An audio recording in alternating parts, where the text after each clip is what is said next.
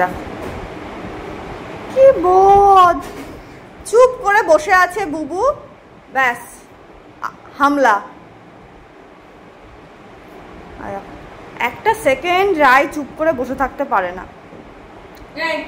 ওরে দিদুন এবার দেবে, দেখ হ্যাঁ হ্যাঁ করছে।